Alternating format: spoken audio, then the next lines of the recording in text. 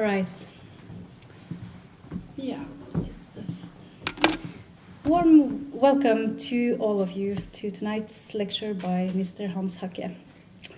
My name is Trude Schjelderup Iversen, and together with Nora C. Nedrum, I am responsible for programming critical issues in public art at KORO. And I will introduce season 3 of the lecture series and tonight's honored opening speaker, Hans Haacke.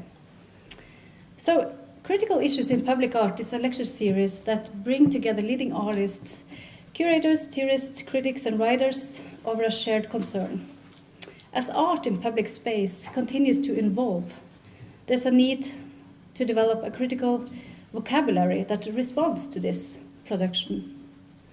In many ways, public art programs are organized around percentage of the total building costs have suffered from not being an object for art criticism and art critique.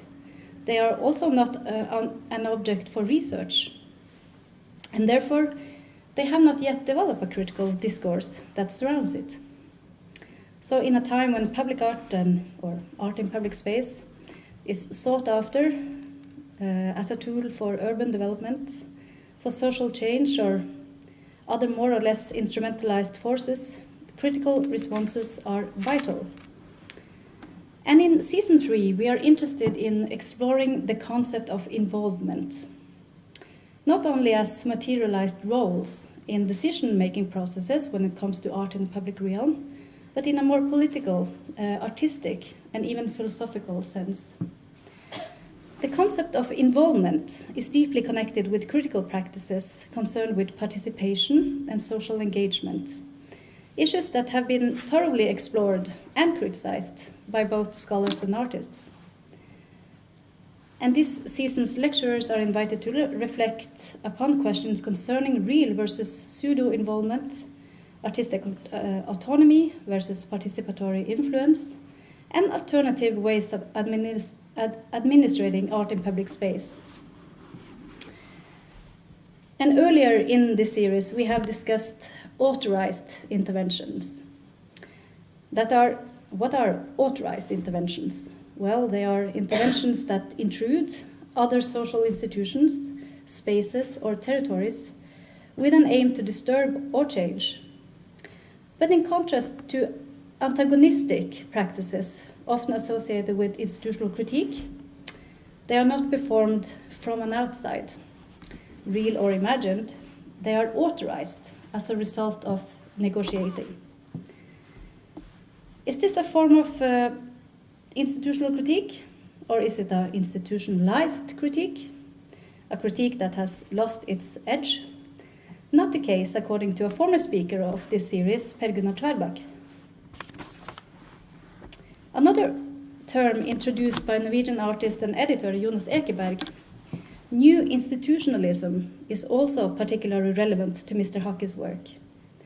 Lifting the term from the fields of economics and sociology, in 2003 the Norwegian writer and critic Jonas Ekeberg applied new institutionalism to self-reflexive activity occurring at art institutions, mostly in Europe at the time, such as Roseum in Malmö, Office for Contemporary Art in Norway, Palais de Tokyo in Paris, Bergen Kunsthall in Norway, and should I say Henny Jonstad Kunstsenter in Bærum.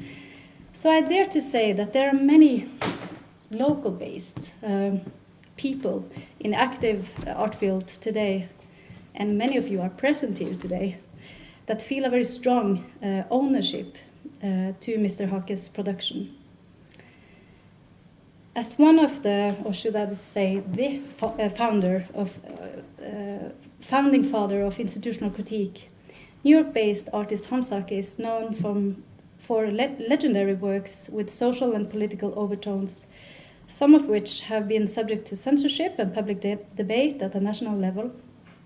Perhaps his most iconic work was Germania, his 1993 installation at the German Pavilion at the Venice Biennale, that made explicit reference to Nazi-era politics, and won him the Golden Lion.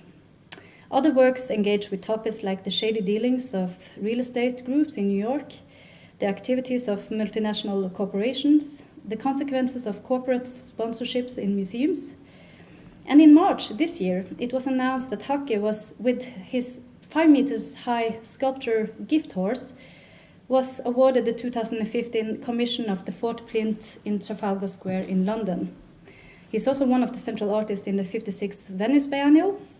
He's currently a part of the exhibition In Search of Matisse at Henny Onsdag Kunstcenter, and also participated in last week's brilliant seminar at Henny Onsdag Kunstcenter, Looters, Smugglers and Collectors, Provenance Research and the Art Market. We are so very happy to have you here, Mr. Haacke. Please take it.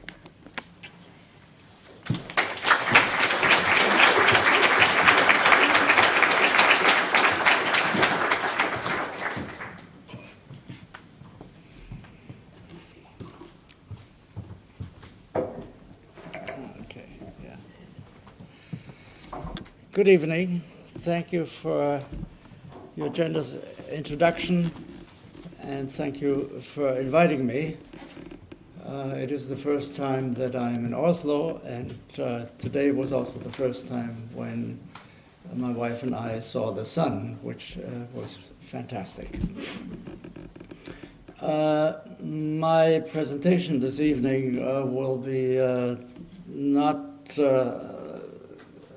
give you any proclamations, philosophical statements, and so forth. It is what we call in New York a show and tell. I show you pictures and I say a few things about them. I pulled out images of things that I did in the public space, or as one also speaks about it, in the public arena, as if this is a place where conflict takes place. It's actually very interesting that these two terms are used and almost interchangeably, not necessarily with the understanding that the arena is where fights take place. I will start with something way back, almost 50 years ago. Where is this? Yeah.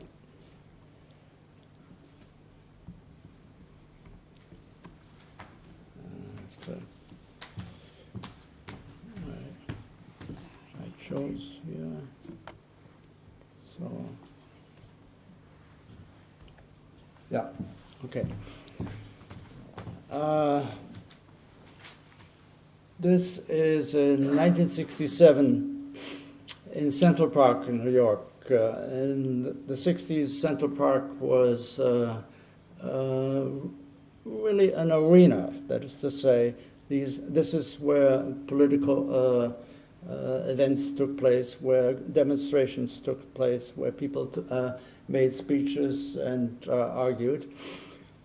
And I was associated with a group of artists who also did outdoor performative works there. And my contribution in 1967 in a setting of what was called then kinetic environment was to string helium-filled white balloons. This is, there's an echo. Can we reduce that? Yeah, that sounds much better, at least to me. It went up into the sky, and of course it was subject to the winds, and depending on the weather, it could fly very low or very high, as you see it here. And if you're at the spot where the balloons are strung up one after the other, it looks like this, and I still like this picture. And a couple of weeks later, I did the same thing in Cambridge, Massachusetts, at MIT. I had an exhibition there, And on the campus, it was possible to do this outdoors, so it was no longer in an art environment. It was available to everybody who happened to come by. And maybe in a metaphoric sense, there is a connection to things that I did later, namely things that respond to and are subject to influences of their environment, and in many cases, the social environment. This is something, and I will show you several examples of it, proposals that were not realized for one reason or another. There used to be a movement in the late 60s under the heading of experiments in art and technology. It was originating in New York. Robert Rauschenberg played a very important role, and a Swedish engineer, whose name I don't recall at the moment. That's my age. Sometimes I have to ask my wife what's his name, and well, I don't know whether she is shouting over now, but she knows probably whom I'm talking about. Rauschenberg and this man, the engineer, they started these experiments in art and technology, and it was a very interesting collection of things, performance works mostly. And an exhibition was to take place in Los Angeles in 1969, I believe, to which artists were invited to make proposals, and the California industry was supposed to execute the proposals. I made the proposal that in a square space in the Museum of Los Angeles, in the center there should be a projector that circulates, projects moving around and projecting onto the periphery of the space. And what this projector is showing the viewer who enters this space is what a camera that is also circling around would pick up from a moving truck in the street. And so in effect, inside the museum, what happens in the streets of Los Angeles would be presented. So it's the inside, outside, or rather one could say the museum would no longer be a place apart, a holy place, but it would be invaded by everyday street life. And it's maybe a precursor of Google Street Views. And here is something very, very different. We did something, my wife and I, and our young son, who was a year old at the time, we did something in an exhibition in the south of France, and from there we went to a place on a beach in Spain, near Alicante, where a number of French artists whom I knew had country houses, and we were invited to spend some time there. And my contribution to Carboneras, that was the name of the village, a fishing village, was to collect all the garbage on the beach and produce a monument to beach pollution, of which you see here a photo souvenir. And now, again, something that was not realized, and not because it was too expensive, but this one is perhaps an example where political implications were not so welcome. You may have heard of a Kulturprojekt or sculpture projects in Münster in Germany, a university city in Westphalia. And it was Kaspar Koenig and the museum director, Klaus Bussmann, in Münster, who came up with the idea of having every 10 years an outdoor exhibition in the city landscape, wherever in a city an artist wanted to produce something. And I was among many others who were invited to make proposals. And I proposed that one of the many city buses be painted in camouflage colors, as you see it, and you also know it from the clothing of soldiers. And the bus should have inscriptions. On one side, there was the question of what do hippos and this bus have in common? And the explanation what a hippo is was on the back of the bus. Namely, these were the military vehicles in South Africa at the time, when South Africa was still an apartheid country. And on the other side of the bus was the explanation what this bus has in common with the hippos, namely that both are driven by motors produced by Mercedes-Benz in Germany. And later on, I'll show you more about Mercedes. I have a love-hatred for Mercedes. Here is the explanation. Hippos, South African military vehicle, was armor protection used as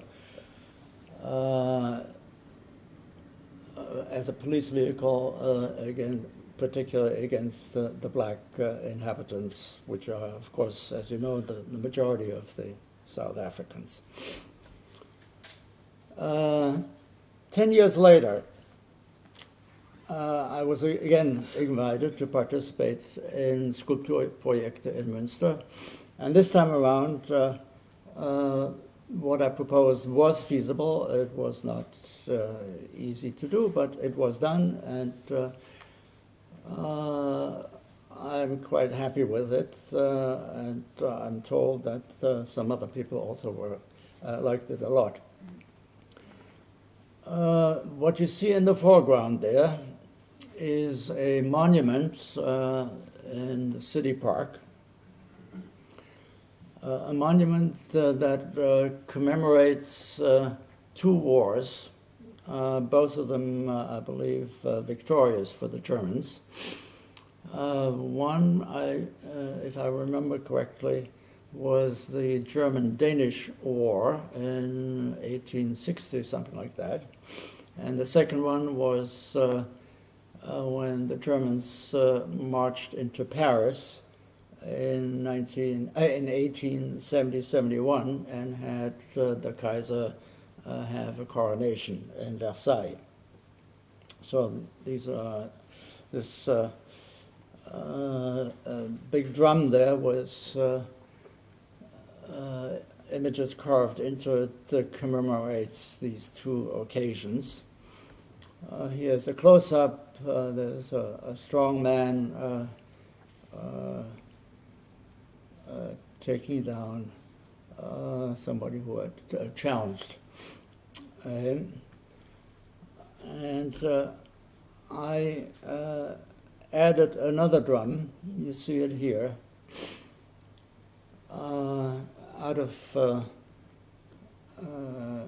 slats built more or less of the same diameter as the monument, with wires on top, barbed wire, so that you could not enter or it would be dangerous to exit. You heard something happening inside, and as you see here, passers-by were curious to see what was happening inside and what they heard. And what they saw through the slits was, in fact, a carousel. A carousel turning around, and in effect, the title of this installation was location in the sense of a corporate location, merry-go-round. And the tune of the music was the German national anthem.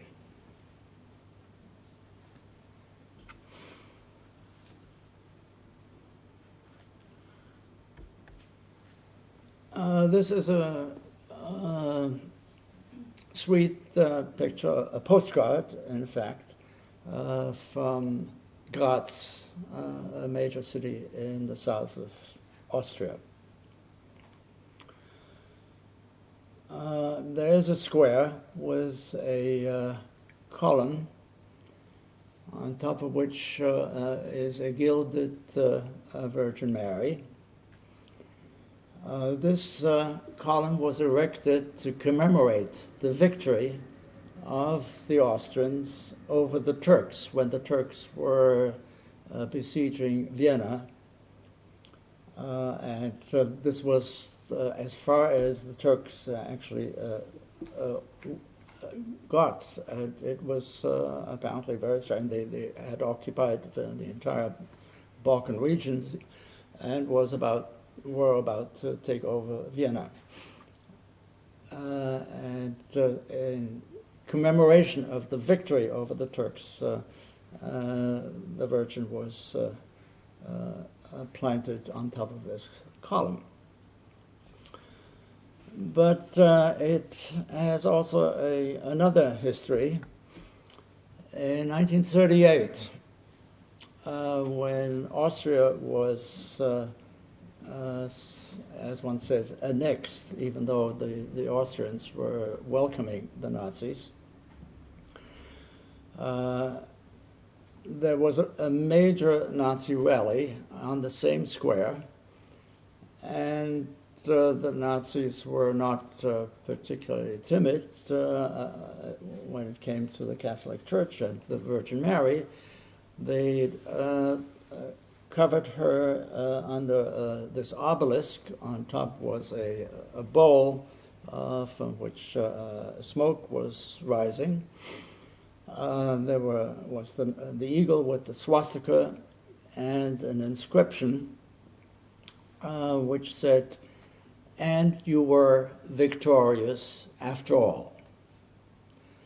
It was a celebration of the takeover of Austria by the Nazis, and this "you were victorious after all" referred to a failed Nazi putsch in Vienna 4 years earlier. When I saw this photograph, when I did some research, as I often do research when I am invited to do something in a particular location, when I saw this photograph, I was really stunned. I couldn't believe that the Nazis and the Catholic Church somehow got along with each other, and the Virgin could in fact be covered under this drapery. And you see on the right there's the closest church, and the Nazi flags are all over the place. And in 1938, when I was, in 1988, when I was invited to participate in the Styrian Autumn, as it's called, the Steirischer Herbst, I chose the column as the support of a new drapery, also with an inscription, and you see it here.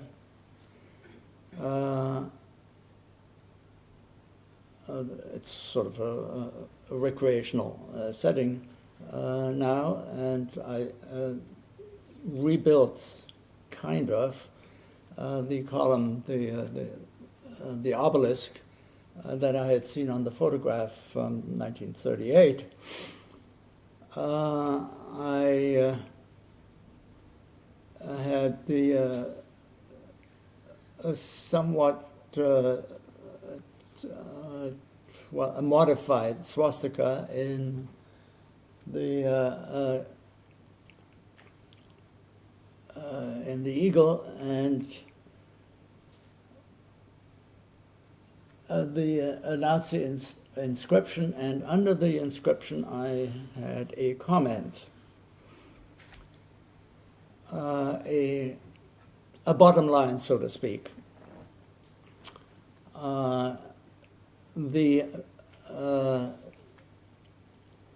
Those who were subjected by the victory in Styria, the tally was 300 gypsies killed, 2,500 Jews killed, 8,000 political prisoners dead in detention or killed in detention, 9,000 civilians killed in the war, 12,000 missing, and 27,900 soldiers killed. These are all, or were, citizens of Styria, the province of Styria in Austria.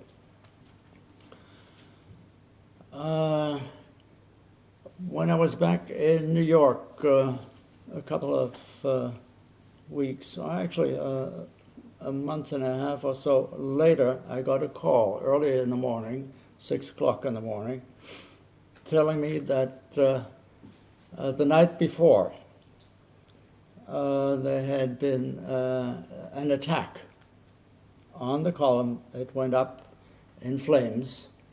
Somebody had come by who had thrown a firebomb at it.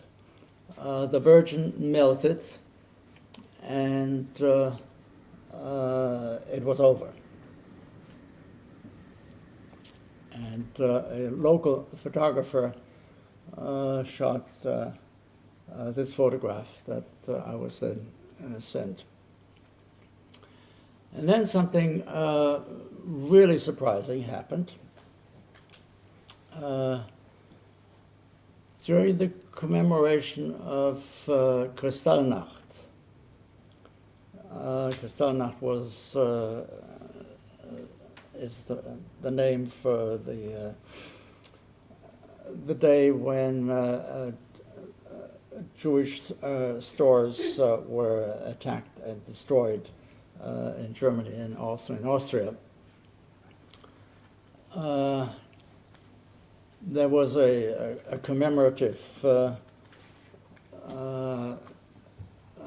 procession in Graz, and a cab driver who had been at the site of the attack,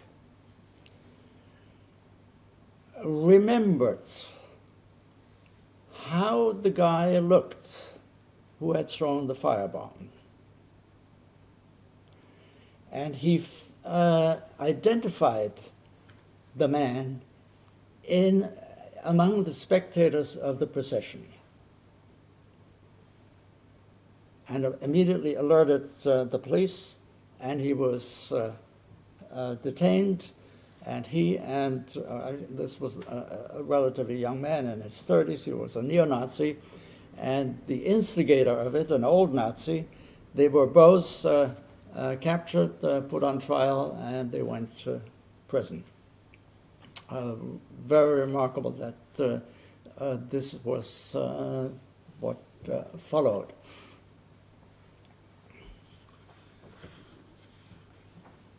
And now switch to another country, to France.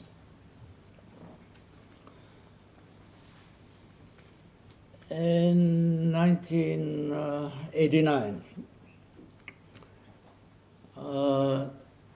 thanks to Pontus Hulten, and you probably know who he was, I was among those artists from various countries who were invited to make a proposal for this site, the Palais Bourbon, which is the backside of the French Parliament building, in order for a monument or something to commemorate the 200th anniversary of the French Parliament. After the first 100 years, there was a monument erected. I don't remember what it was, and 200 years apparently merited another monument. And as I said, I was invited to participate in the competition. And I proposed that in the center of the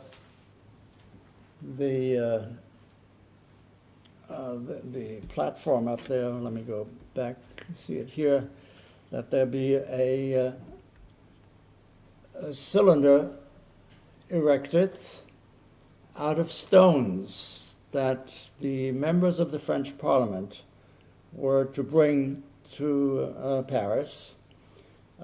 These stones were to be fitted together and form this cylinder that a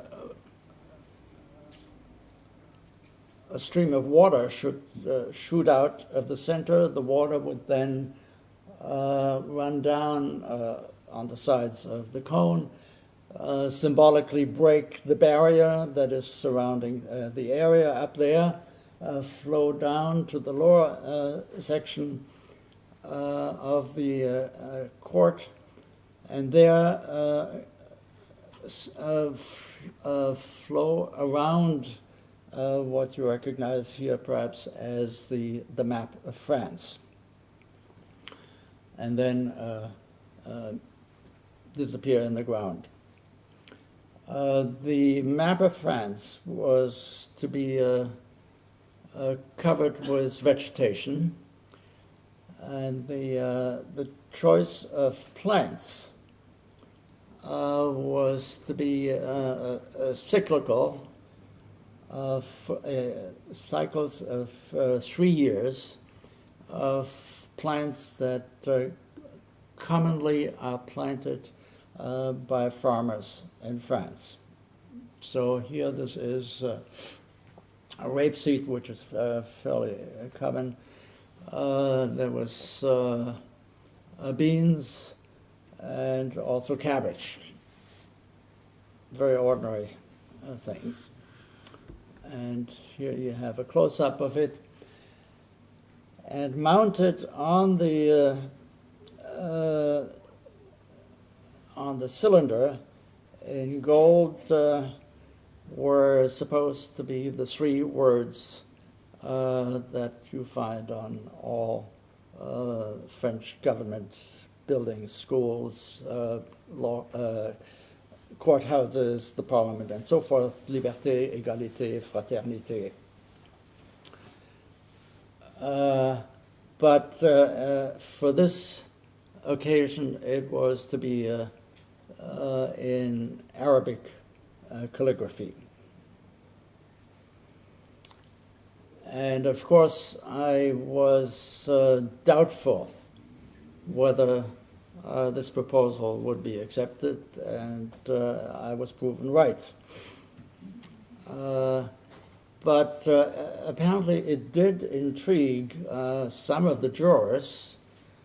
I got a call in New York asking me whether I would agree to have it in many languages, like on airports, in English, in French, in whatever, and perhaps also in Arabic. And I said, well, that is not quite my idea. I very deliberately wanted to have it in Arabic. And in effect, I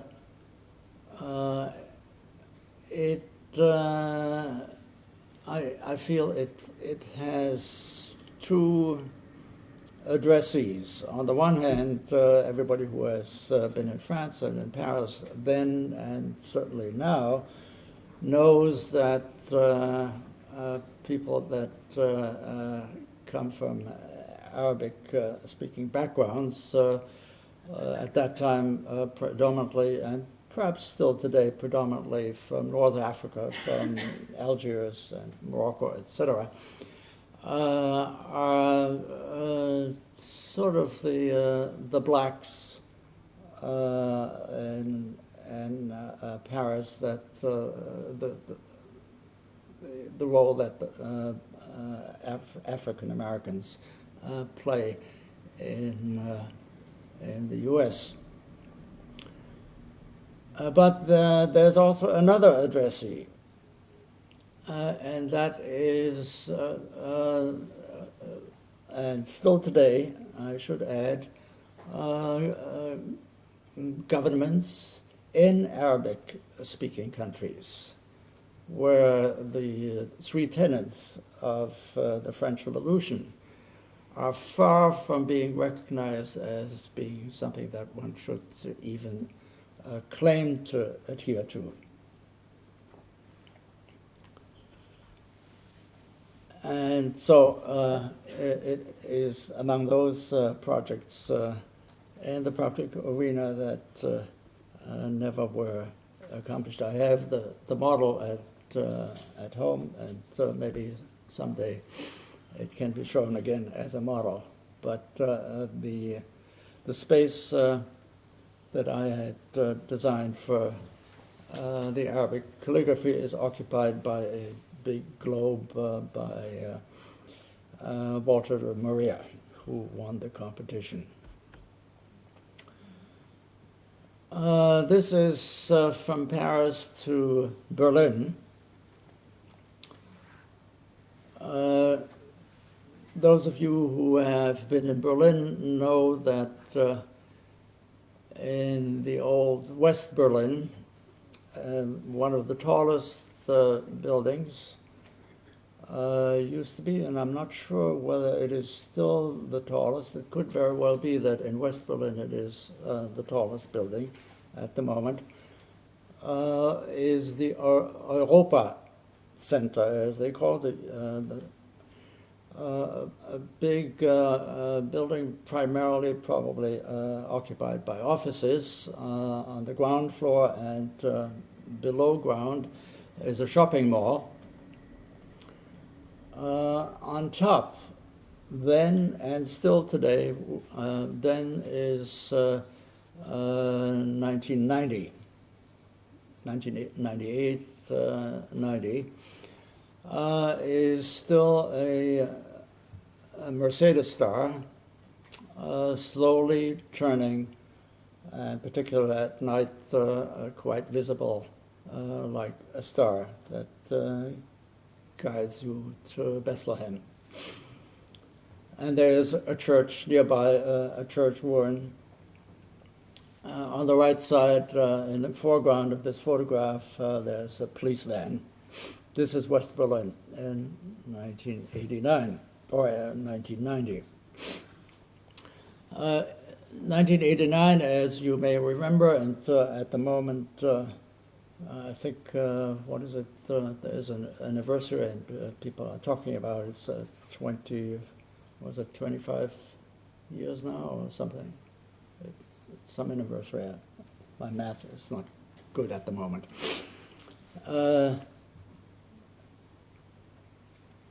1990. 1990 was, in fact, the official reunification, and this is now 25 years, a quarter of a century. It's easy math.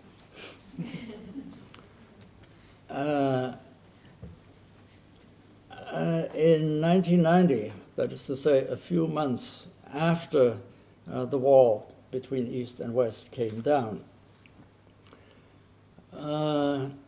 people in Berlin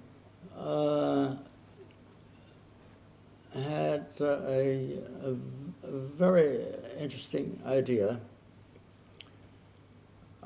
namely to invite artists from around the world to produce something that is simultaneously present in the former East Berlin and the former West Berlin. In other words, a pair of things in the public arena. And my participation in this was as a ready-made, so to speak, point my finger at the Europa Center. That's why I'm showing you this image as first. And for the presence in the former East, I chose a watchtower. One of those towers that you had at regular intervals in the so-called Death Strip, namely the border area between East and West. The East Germans had really fortified it. On the right of this watchtower, you see a road, and military vehicles were patrolling there. And on the opposite side, on the left of this tower, once you had crossed quite an empty area, there was the wall, a wall that could not be scaled, so that as in effect it served, it was not a wall to keep Westerners out. It was primarily to wall in people from the East who wanted to get out. And so I adopted one of these former watchtowers and planted a Mercedes star on top.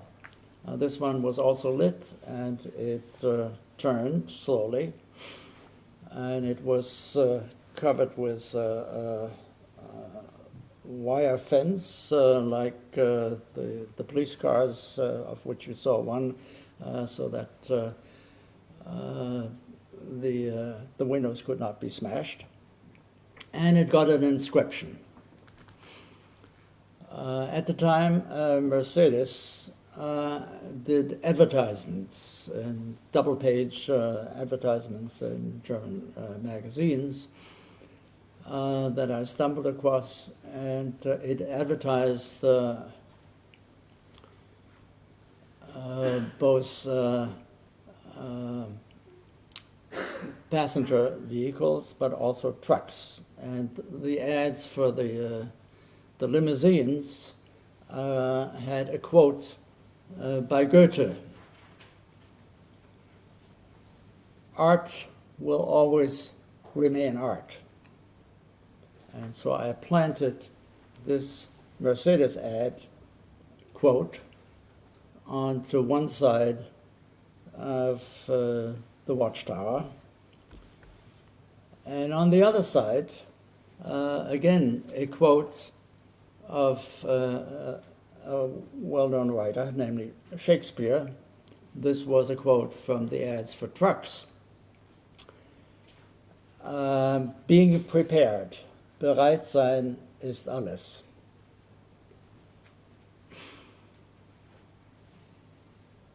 And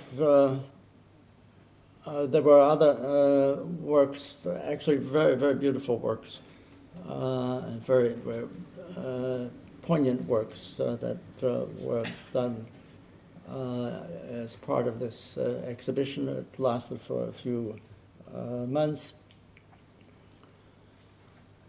The title of the exhibition was very telling. It was coined by a well-known East German writer, Heiner Müller. He called it Die Endlichkeit der Freiheit, the finiteness of freedom. And the title that I chose for my installations there, temporary installation, was Die Freiheit wird jetzt bezahlt aus der Portokasse. The freedom is now going to be paid out of petty cash.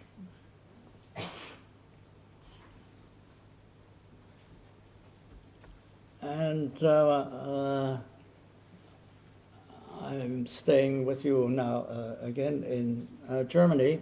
This is a photograph that was taken in Munich during the Nazi period. This is one of the Ehrentempel, one of the temples of honor, where Nazis who had been killed during a putsch that they tried to make in Munich in 1928, I believe it was, were buried. I think originally this square there was called Adolf Hitler Platz. Before and after it was Königsplatz, because it was dedicated to the Bavarian king. And there's a big gate towards the end that you see through this Ehrentempel, the Propylaea, which is also a monument to celebrate the king. And this was the vehicle, so to speak, for what I produced there. It was at the invitation of the curator who had curated the exhibition in Graz, of which I showed you my participation in it. And there were many others, as also here in Munich, there were quite a number of artists who were invited, and my proposal that was in fact accepted was to connect the past with the present with big flags, large flags, using this celebratory gate as the support. Here you have a close-up. In the center of the gates, there was a flag with a with the type of skull and crossed bones that the SS used to have as an emblem on their caps. And then in the in Fraktur, the typeface that was fairly common during the Third Reich,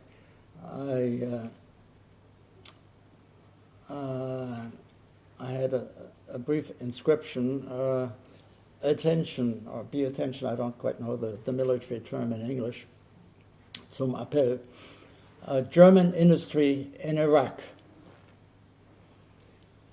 And this is 1991, when indeed the German industry supplied Saddam Hussein with everything that he needed and wanted. And that was a time when Saddam Hussein had already invaded Kuwait, and people were wondering how to deal with him. And while I'm saying that, I'm in no way implying that it was a brilliant idea for Bush to enter Iraq. This was one of the most foolish things that an American president could do. But here, it's as usual, you can make money and you sell your stuff to whoever is paying. This is a listing of all the German industries, and many of them are big time and very well known, who supplied their wares to Saddam Hussein. And now back to Berlin. This is the courtyard, interior courtyard of the Reichstag building in 1989, I believe, 1988 or 89. I'm sorry, 1998 or 9. Sorry.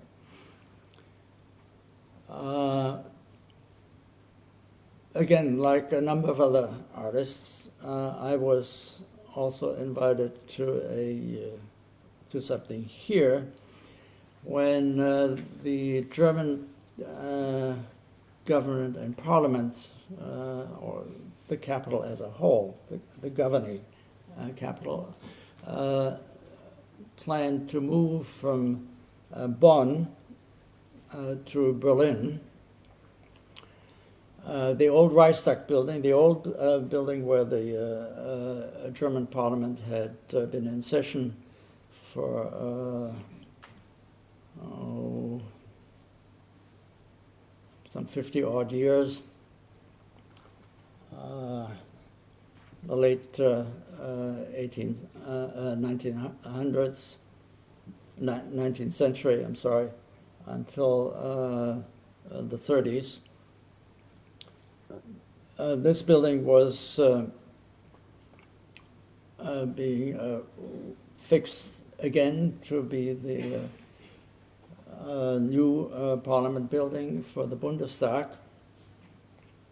And the Bundestag decided that artists from the four occupying powers of Germany, Russia, the UK, the US, and France, should each be represented in the building with a work by an architect or an artist of their origin. And in addition, spaces inside the building should be offered in a competition, or it was not a competition, strictly speaking. Artists were invited to make proposals for specific spaces in the building for permanent installations. These were exclusively going to German artists of a certain age. I think the minimum age one was 50, and I was 50 by that time. So I was invited to make a proposal, and I went to see the building and where I was supposed to come up with an idea for a space, and it was this interior courtyard open to the sky that I should make a proposal for. And looking around and becoming familiar with the sites and the situation in Berlin, even though I had been in Berlin before, I was not very familiar with this particular neighborhood. I took photographs and read, and one of the photographs that I took was from the roof of the Reichstag building down to the Brandenburg Gate, which is one of the iconic structures of Berlin. And here, this is 1998-9. You see an open area on the other side of the Brandenburg Gate.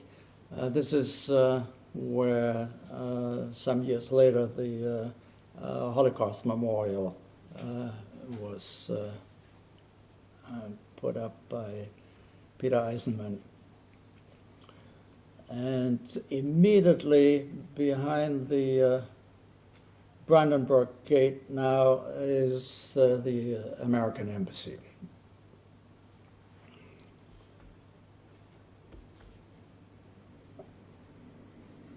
And this is the facade of the building,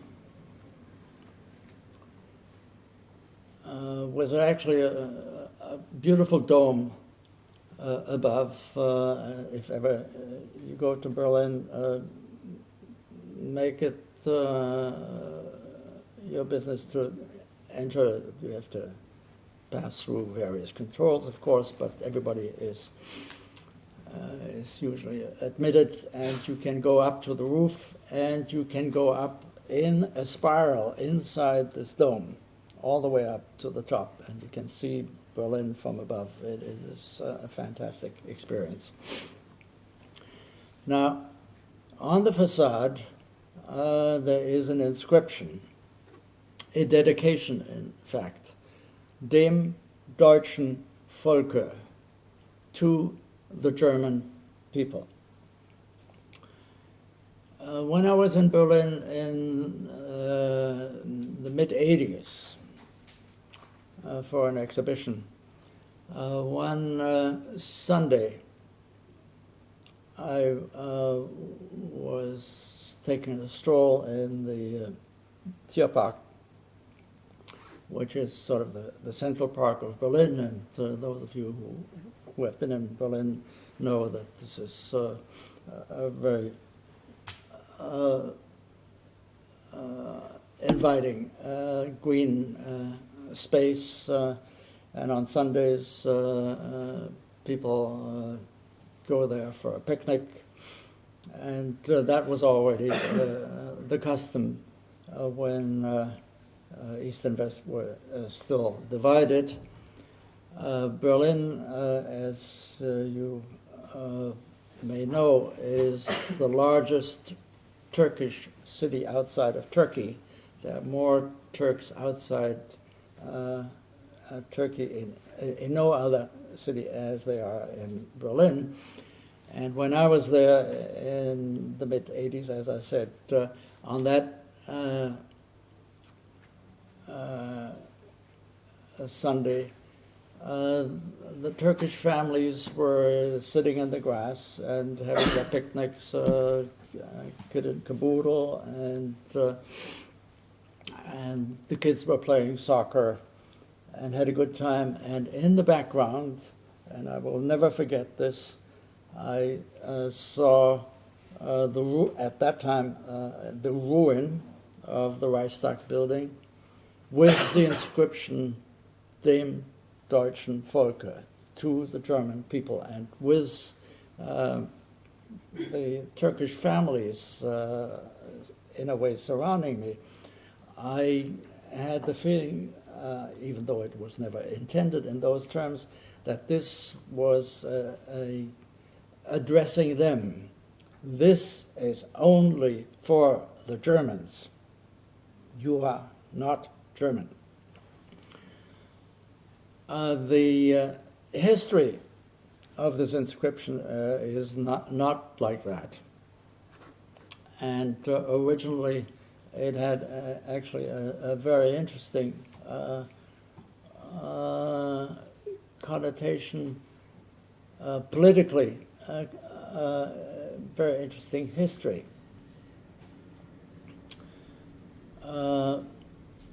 The architect of the building, whose name I cannot recall at the moment, wanted to have this inscription. The building was finished at the end of the 19th century.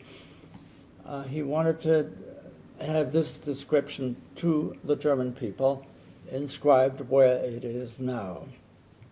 And the Kaiser didn't want to hear of it and didn't want to see it, because the Kaiser took this as a provocation. He may have identified himself with another, with a royal peer, so to speak, a French king who was taken down by the French Revolution and in fact didn't survive the French Revolution. And if the people, le peuple, is being put in charge, then this is almost, at least symbolically speaking, a challenge that could be understood in similar terms. And so he didn't want to see that there. But things changed. There was a world war starting in 1914. And contrary to what was assumed when the war started, the German armies did not do too well. And in 1916 or 17, an advisor of the Kaiser told Her Majesty, I believe it would be wise to now make a tribute to the German people, because they are fighting and they are also fighting for you. And he agreed. And this inscription was installed in this place. And then something very interesting happened. In what typeface should it be done? The normal would have been in Fraktur. And particularly in light of the fact that the Roman lettering, Antiqua, let's say, was the preferred typeface of the Western Allies, the French and the British. But the German designer, and here draw a blank again, and it's a very well-known designer who was very fond of Art Nouveau and played with Art Nouveau, made an amalgam of Fraktur and Antiqua, and came up with this typeface. The bronze letters were cast in a Jewish foundry in Berlin, a well-known Jewish foundry. Now, the story behind all of this, or the reason why I'm telling you this long story, is because my proposal to the art committee of the Bundestag, who had invited me, was to have the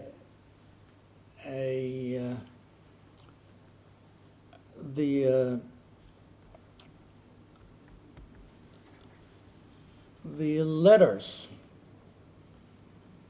in the same typeface as the letters on the facade. I have a somewhat alternative dedication on the ground floor of the open-air courtyard in neon letters, dedicating the space or the building or the parliament, whoever you want to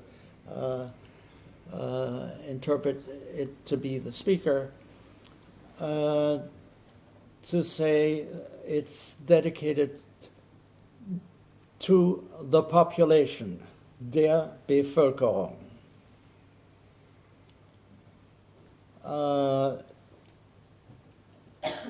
Bevölkerung, population, is everyone, in effect, who lives in Germany, in German territory, and would need a passport or a visa or something to enter a surrounding country.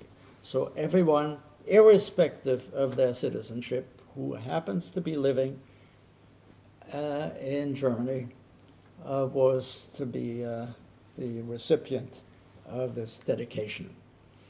The reason why I proposed this alternative dedication was because the dedication on the facade had taken on a very sinister meaning over the previous part of during the Nazi period, because the term Volk, people, had lost the meaning that it had in the French Revolution, as it normally has in most languages in most countries, namely everybody. Volk, under the Nazis, took on a mythical and a politically very distinct meaning. It distinguished in racial terms and in heritage terms, blood heritage. Every German had to have a passport that certified its his or her background over many, many generations, to make sure that the person was not Jewish, was not a gypsy, was not this, that, and the other thing. So the population was divided in das Volk, which was the Herrenklasse, the masters, and the rest. And we all know what happened to many of those who were the rest. And I wanted to juxtapose these two things. Well, the inscription, as I explained earlier, for one, had a very positive meaning, and then the meaning changed and took on a negative meaning. History did it And not only did I want to dedicate it to everyone who lives on German territory, and for whom, of course, the Bundestag is making all the rules, conduct, behavior, the laws. But I also wanted to pick up on an idea that I told you about of my proposal for the French Assemblée Nationale, namely that each member of the parliament was to bring something to the site, to the tribute in this case. And I asked that every member of the Bundestag be invited to bring 100 pounds of soil from their election district to the site, and it be spread out there, and that then it should be left alone. No gardening, no tending, nothing should be done to it. And my assumption was, of course, that there is no soil that is, if it is not specially treated, that doesn't have all sorts of potential living organisms in it, and that they will eventually blossom. Now, this proposal became very controversial, and I didn't really expect that it would.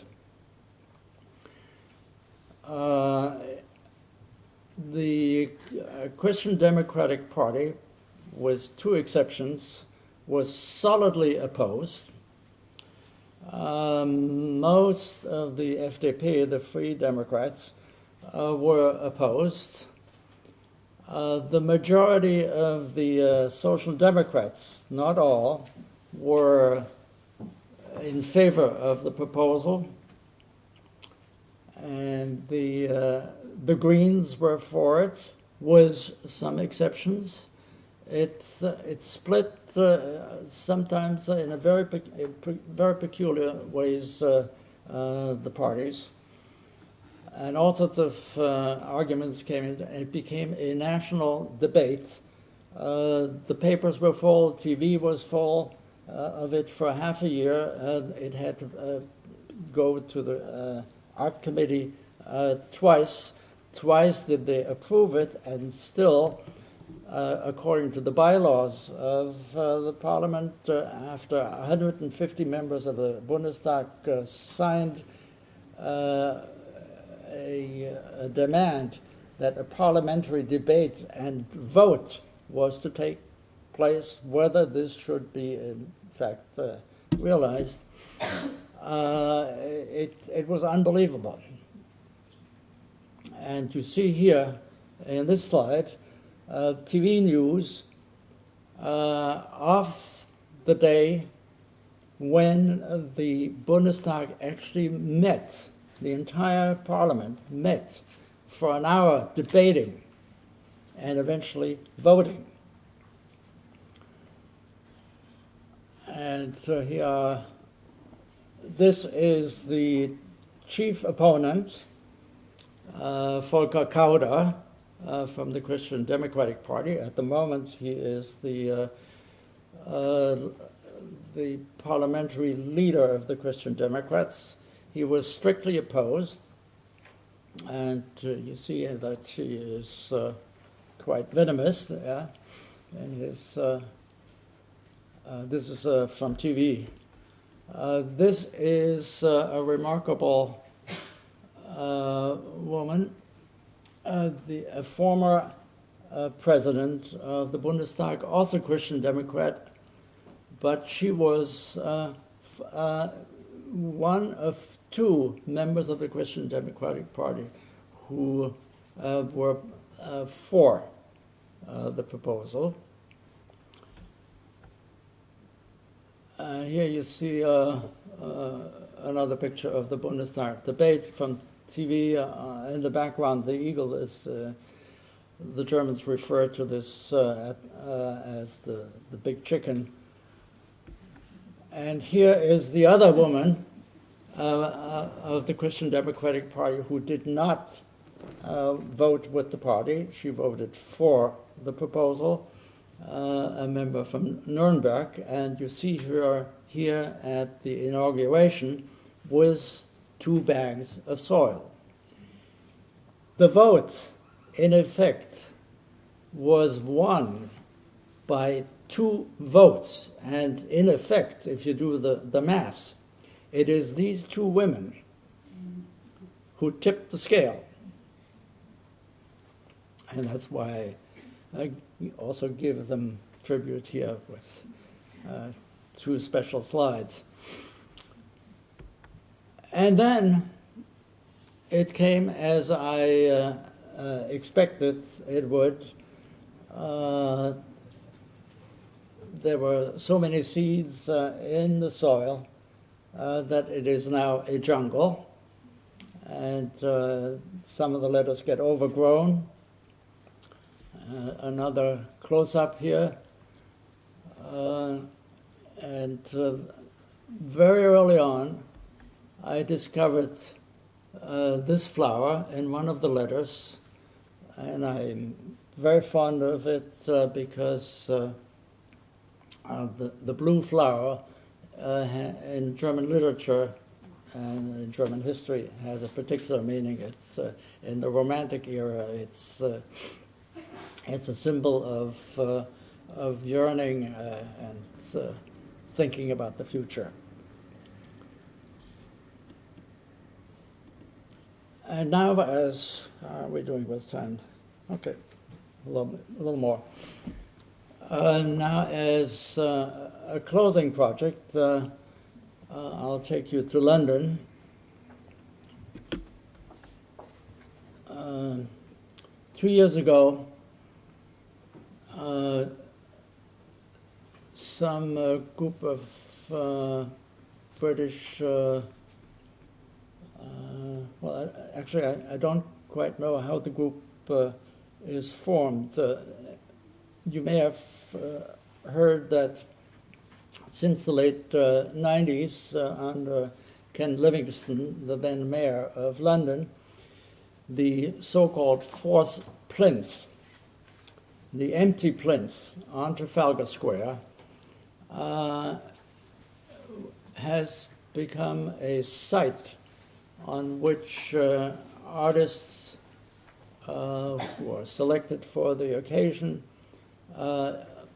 put up large installations for the length of about a year and a half until the next one takes over.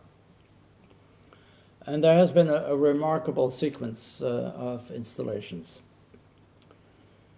2 years ago, I was among those who were invited to make a proposal for the fourth plinth.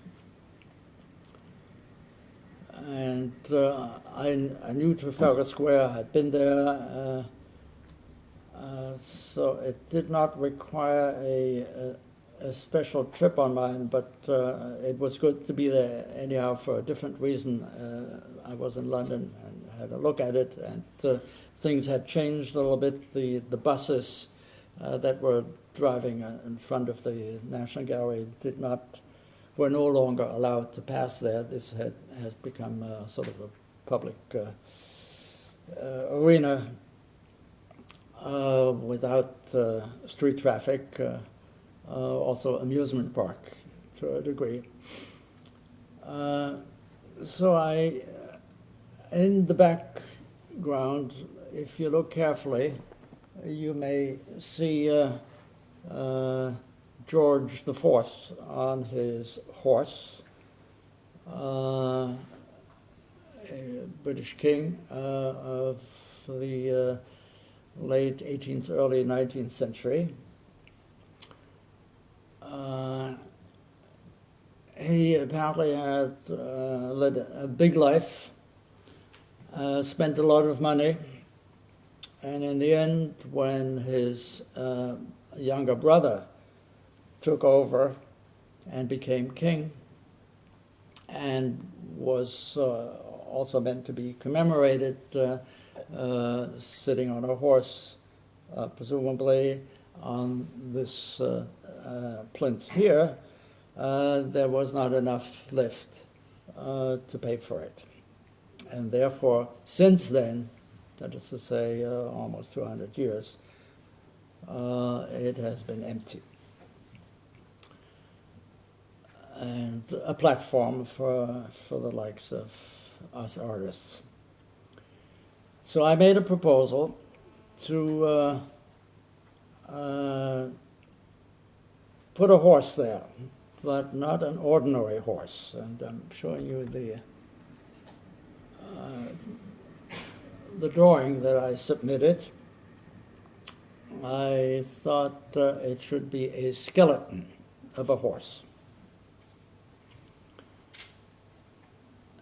And not just any skeleton. This, like many of the equestrian statues that we know, maybe you also have one here,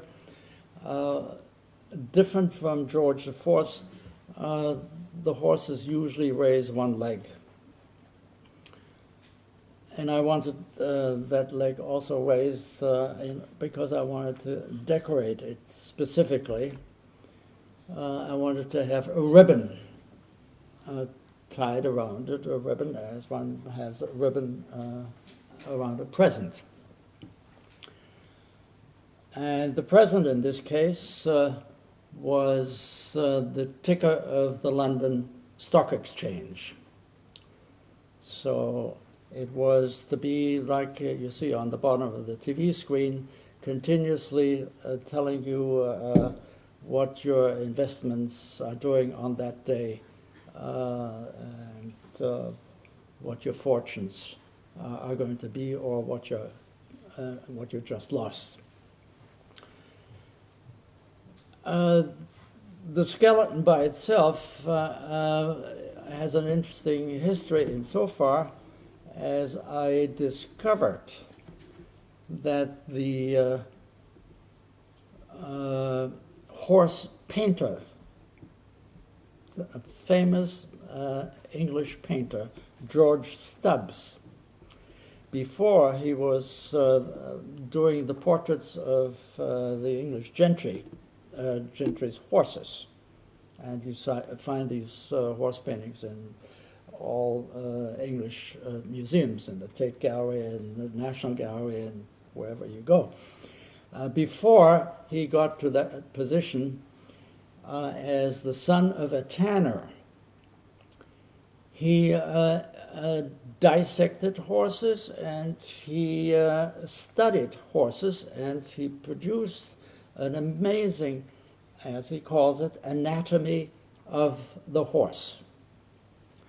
And I found a reprint of the anatomy of the horse in the library in New York and the school where I had been teaching. And it is that skeleton that I used, photoshopped, as one does these days, for my proposal. I'm not trained in skeletons nor in drawings of this sort.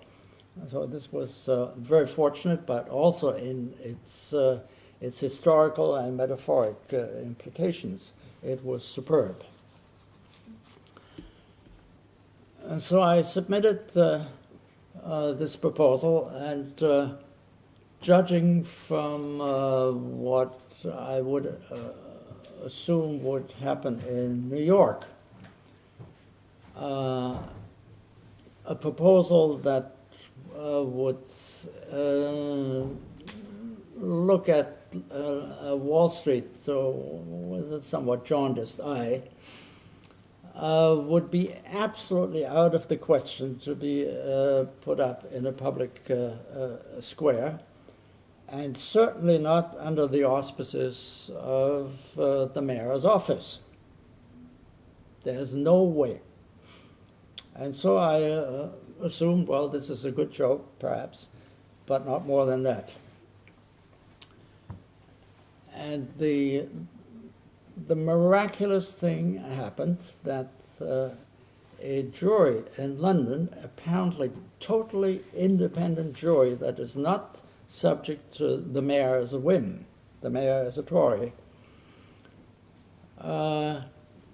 decided that this is what they liked best of all the proposals that were submitted to them. It perhaps helped a bit.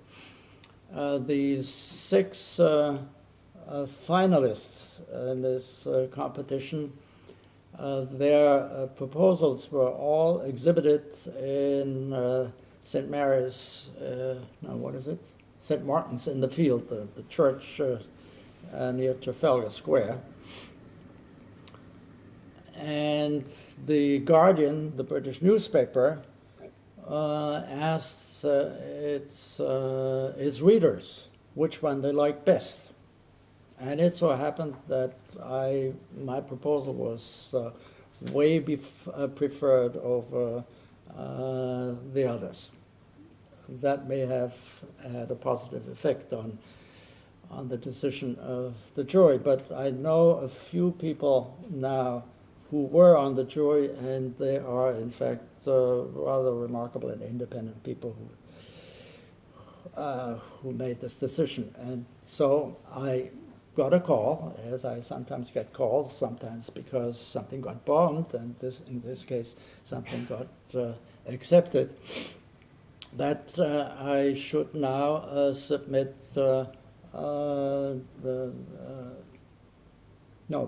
before that I already, at some point I had to submit a feasibility study and cost evaluation and so forth.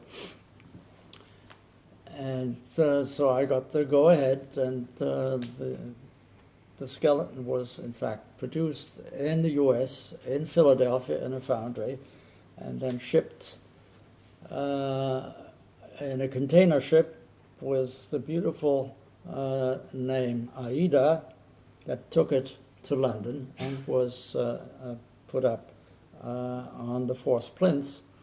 And here you see it still covered up, and somebody doing his morning exercises in Trafalgar Square before it. He didn't pay attention to what was happening behind him. And then here you see the back and the hair of Boris Johnson, the mayor of London, who officiated at the unveiling. The cloth is not quite off, but you see the ribbon. And here it is unveiled. Because it's a bright light, you don't see what's happening on the ribbon so easily. You see it better at night. And here you see very distinctly what your investment in Rolls-Royce is doing at that moment. And as a closing image, I show you what the daylight activity is taking place on Trafalgar Square with the gift horse, as it's called, in the back. And that's my show and tell.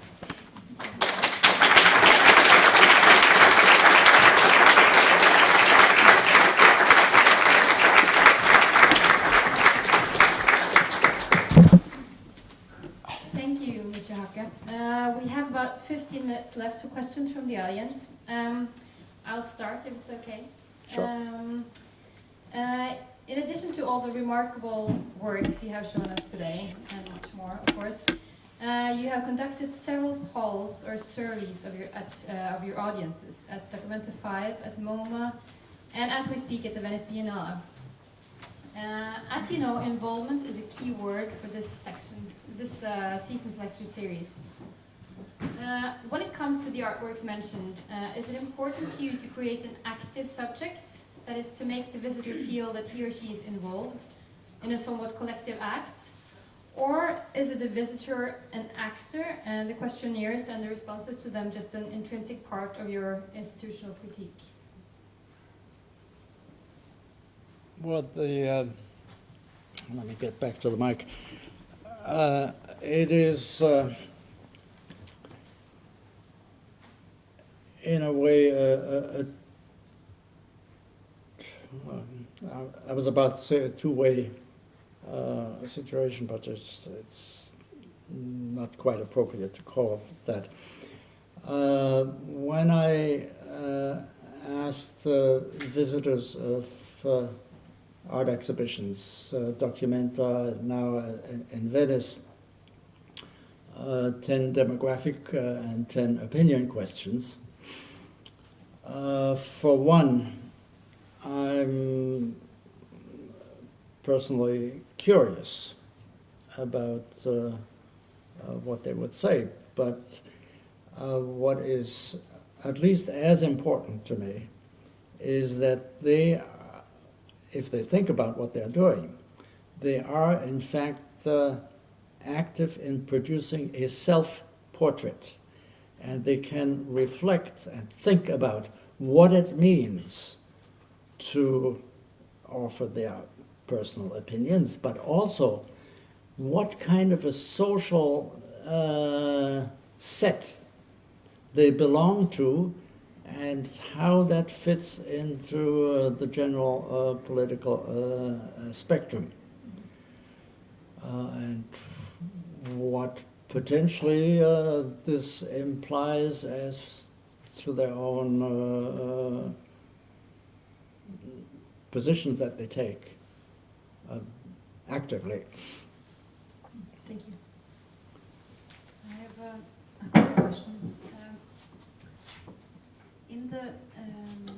In the introduction, I mentioned that you're seen as the forefront of institutional critique, and I wanted to ask you how you see, people who are artists who are working in the way of this very important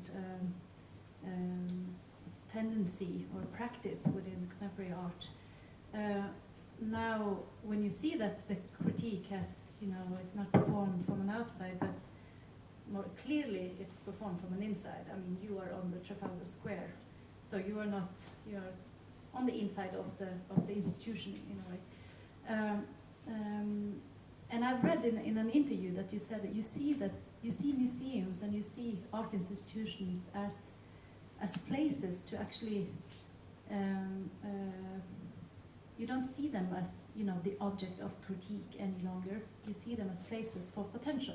Can you explain a little bit what you meant by that? Well, I don't believe I ever took the position that I'm, by definition, on the outside, and they are my enemy. Artists invariably are a part of the so-called art world. And whether they are inside the walls of the museum or outside, but still affecting the discourse, as one calls it. Of course, there are great differences between the two, but the inside-outside is not a strict wall, and it is not easy to get in or to remain inside, depending on what one does. But I never understood the so-called institutional critique, and if you look at the history of the term, Marcel Brotars, for instance, who is usually cited as one of the original artists who got this label. He exhibited in museums, and nobody thought twice about this having crossed a line. And while I was shut out in New York, I was invited by art institutions in Europe. So I don't think that there is this either one or out. It's a fluid and often contentious relationship. Yeah, maybe I said it in a vulgarized way. Of course, you're always kind of placed somehow within the art institution or within the art field, as you say. But maybe you could say that you are more or less in the, in the horrific of the center of power, and then you maybe see some kind of more and more acceptance, perhaps. Well, I do more than in the past get an invitation to exhibit in a museum, but if I compare my own story, I mean, at the age where I am, with a number of other artists of the same age who have been working as long and gotten exposure, I think there's still a great difference between their acceptance and my acceptance. And I don't think that is really a criterion by which an artist's work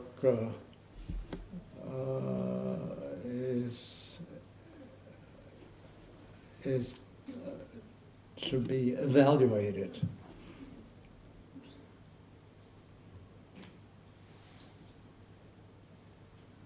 Other comments, questions?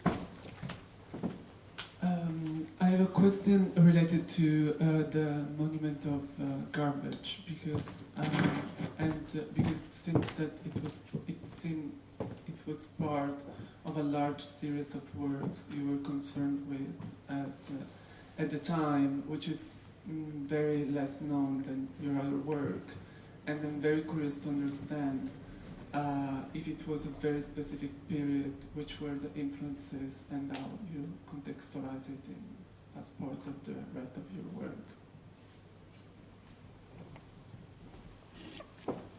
Well, the monument to garbage was not done in an art context, as most of the others were. There was no exhibition. I was not invited for anything there, and nobody probably understood this as something that an artist would do or should do. No discussions, no debates, no nothing. This was sort of a private exercise. It so happened that I did it in this village where a number of French artists lived that I was friends with. And the choice of images here were things that were done outside of spaces for which one has to pay an entrance fee, or that are advertised as art spaces, like on Trafalgar Square. Well, we know that it's the mayor's art office and so forth that's behind it, but the people who actually take their Instagrams there couldn't care less whether this is art or not. They are intrigued by it, or they think this is bullshit. But that is, I'm not sure whether this addresses your question. Yeah, I was curious about influences of that kind of work in that very specific moment of time. If there was kind of, if it was part of an overall thinking also coming from an artist community, if it was a very specific concern of those years, because it seems that it was very kind of, beside that work, there were very other few works that addressed the issue of the environment, while all the others are much more focused on certain kind of other systems and are inserted in other systems. So I was curious, if there was a larger story behind. Well, at the moment, nothing comes to mind that I would remember by colleagues who dealt with garbage, pollution, etc., etc. So in that sense, it was singular. In the exhibition in the south of France, from which I traveled to Carboneras, there I also worked outdoors, but it had a different connotation. It had nothing to do with garbage. So I did one other work, but not in the so-called public arena about pollution, but it was inside a museum. A year later or so.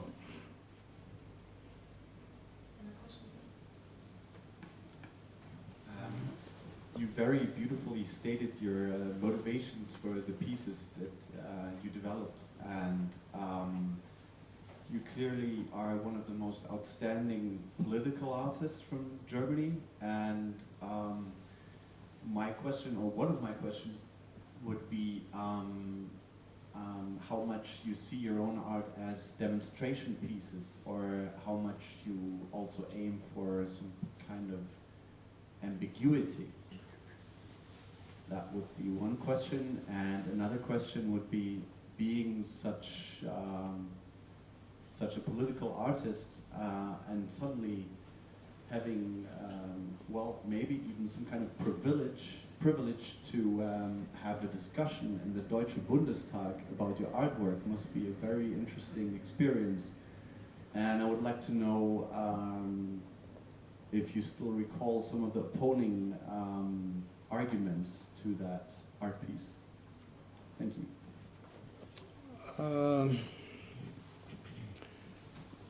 Well, I'd like to not say specifically in my works what people should think. I sort of present a case and arguments or things that appear to be at odds, and when something is off, and this could perhaps be compared to the method of Bertolt Brecht, the estrangement effect that he talks about.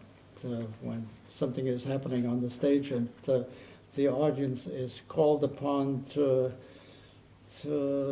come to terms with what they are exposed to, because something seems to be off.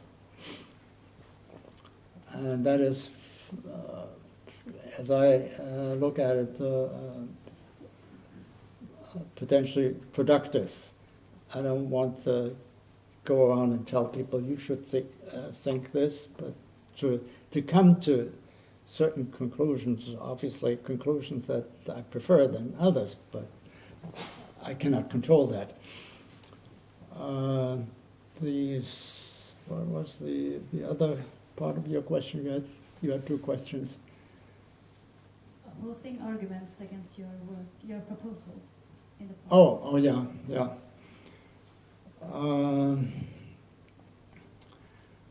One of the arguments was that the German Constitution speaks about the German people and does not mention anybody else, and therefore it might be calling on something that is in conflict with the Constitution. And it so happened that a constitutional lawyer then entered the debate and said, well, this is nonsense, because X, Y, and Z. Meaning that this argument that it is in violation of the Constitution. That was one. There was a remarkable statement by a Green Party representative. There were two Green Party representatives who spoke, one for and one against. And the one against called it bio-kitsch. And the one who argued for it said, this is a work that makes you think. Ein Denkwerk.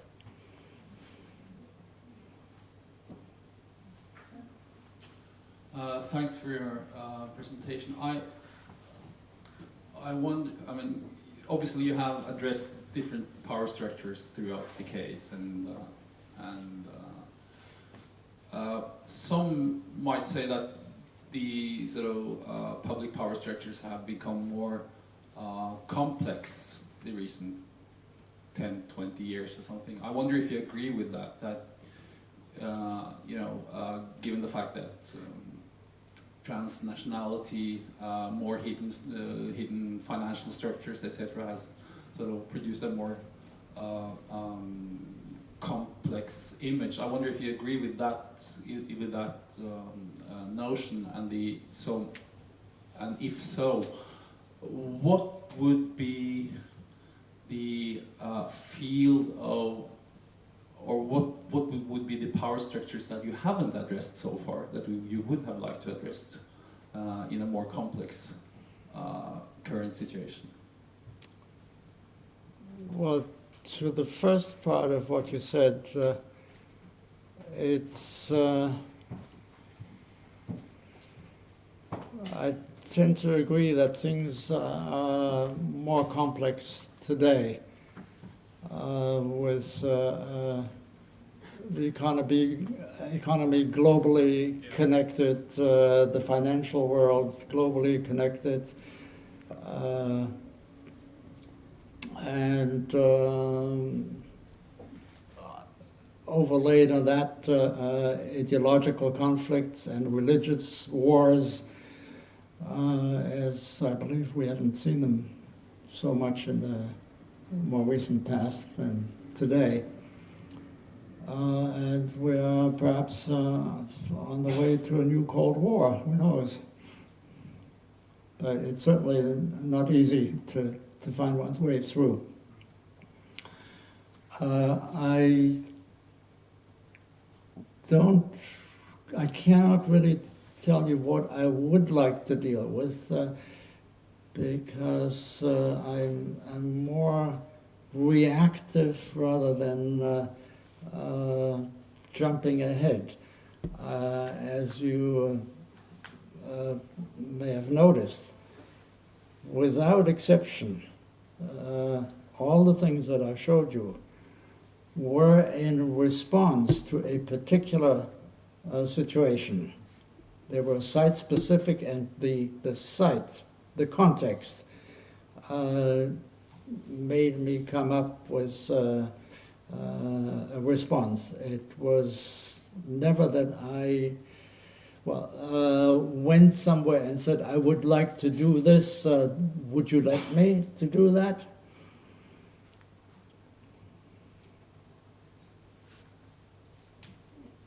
I have a question, or maybe it's more of a comment, but I was very fascinated by how you also chose to share with us a few projects that actually didn't take place, and how that seems to be, as how I understand it, also an important part of your work, because it's still something, it's still a comment on a particular historic situation or current situation, that it isn't allowed to take place. Could you elaborate a little bit of how you think about how you feel this is a part of your kind of work in a way, things that didn't go on to be kind of accepted into the proposals that didn't take place in a way? Well, how do you see them? Do you see them as failures? Because I would not define failure in terms of what could not be realized. because of political or financial or whatever other reasons. No, that's not a failure as an idea for a project.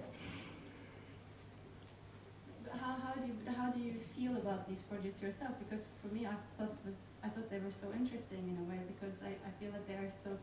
Since you chose them, I get the sense that for you they are still like a strong comment because of the situation that around them.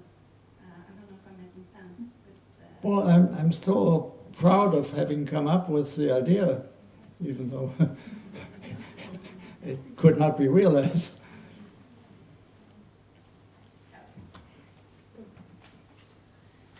Thank you so much for this presentation. It's been really an eye-opener to follow the whole practice back to the 60s and until 2015. What I'm curious about is, well, you talk about thought forms maybe and scale and the role also of the, not the quality, but the aesthetics maybe, and the poetic in the political. As I see some kind of there's a trace there of a need to be precise and also to maintain the possibility of a poetical resistance. Even in the horse, even though it's 3 meters tall, it has its own presence that makes it very sort of, attractive in a way. So if you could elaborate a little bit on that. You mentioned Brecht, which is of course very important also in terms of creating this kind of rupture or Unheimlichkeit or yeah. Well, as one says, and I am one of them, when I'm asked, well, what is your profession? What do you do? I say I'm a visual artist, and this. When I say this, this is just sort of a standard term, of course. But I come out of the tradition of art training, and I'm sensitive to how something is done, shaped, how it is executed. If something is done crude, then there has to be a reason why it is crude. If it is done very refined, well, then there has to be a reason for it to be very meticulously done. So a choice of a typeface, which typeface, and where, all of these things matter to me. So if this is what you mean by aesthetics, yes, I'm an aesthetician, so to speak. I think that would be the last comment. Thank you so much, Mr. Haacke. Thank you.